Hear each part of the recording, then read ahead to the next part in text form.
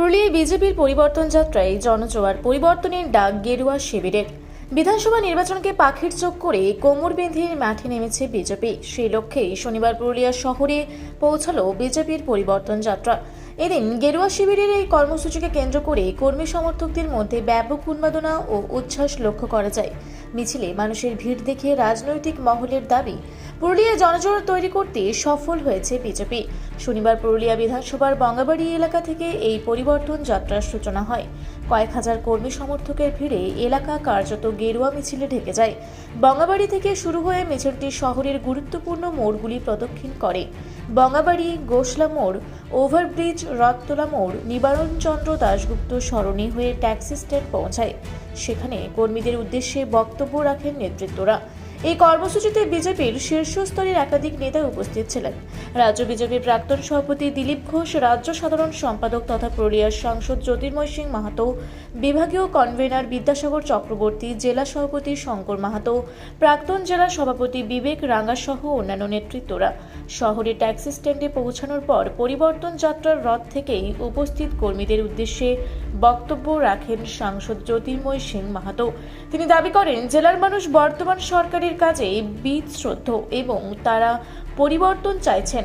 কর্মীদের মধ্যে যে উদ্দীপনা দেখা গিয়েছে তা আসন্ন নির্বাচনে বড়সড় ইঙ্গিত দিচ্ছে বলে তিনি জানান। পুরুলিয়া শহর পরিক্রমা শেষ করে মিছিলটি রাঁচি রোড হয়ে জয়পুরের উদ্দেশ্যে রওনা দেয়। রাস্তায় দুই ধারে সাধারণ মানুষের ভিড় এবং দলীয় স্লোগানে দিনভর সরগরম ছিল পুরুলিয়া শহর। পশ্চিমবঙ্গে আমরা যে শিক্ষিত বেকার যুবক, আমাদের ভবিষ্যৎ অন্ধকার করে দিয়েছে, কয়েকটা প্রজন্মকে শেষ করে দিয়েছে। সেই জন্য পরিবর্তন দরকার, শিক্ষিত সমাজের প্রয়োজন। রাজ্যে পরিবর্তন হলে কি নারী নির্যাতন কমবে? নিশ্চয়ই কমবে। রাজ্যে এত পরিমাণে, আমাদের পশ্চিমবঙ্গে এত পরিমাণে যে নারীদের নির্যাতন হচ্ছে, ধর্ষণ হচ্ছে, যে মানে পশ্চিমবঙ্গের বাইরে আমরা মুখ দেখাতে পারি না, লজ্জায় মাথা নিচে দিকে করে দিতে হয়। কারণ সবাই একটা কথা দেখে যে পশ্চিমবঙ্গ থেকে এসে এদের কোনো শাসন নেই, এদের মধ্যে কোনো পরিবর্তন আসছে না। পরিবর্তন হলে পশ্চিমবঙ্গে বিজেপি সরকার দেখুন, পরিবর্তন অ্যাকচুয়ালি মানুষ মনে মনে করেই নিয়েছে।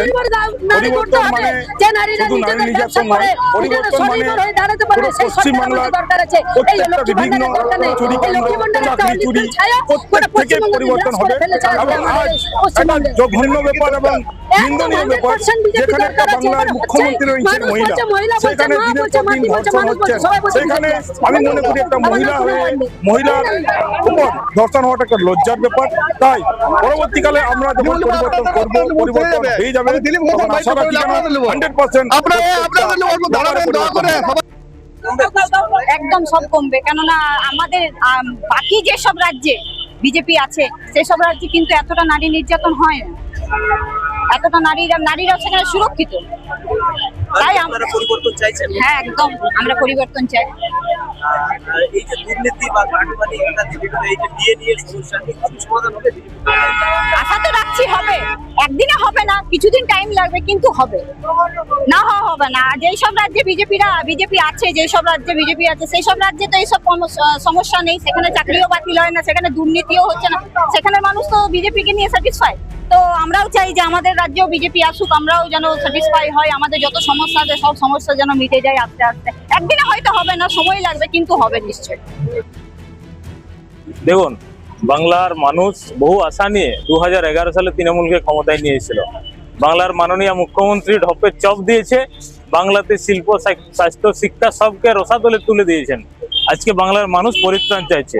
আজকে বাংলাতে একমাত্র যদি সোনার বাংলা করতে পারে তো বিজেপি করতে পারবে। আপনারা আজকে দেখেন 8 থেকে 80 বছর কেউ কোনো মহিলায় সুরক্ষিত নয়।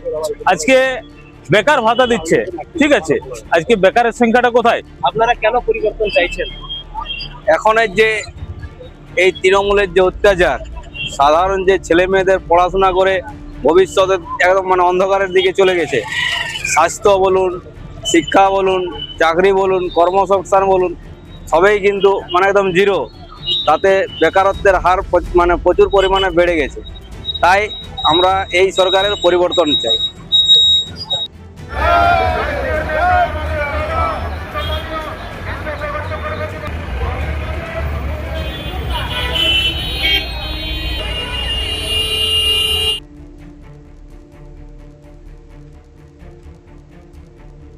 আপনারা দেখছেন রূপসী বাংলা মিডিয়া।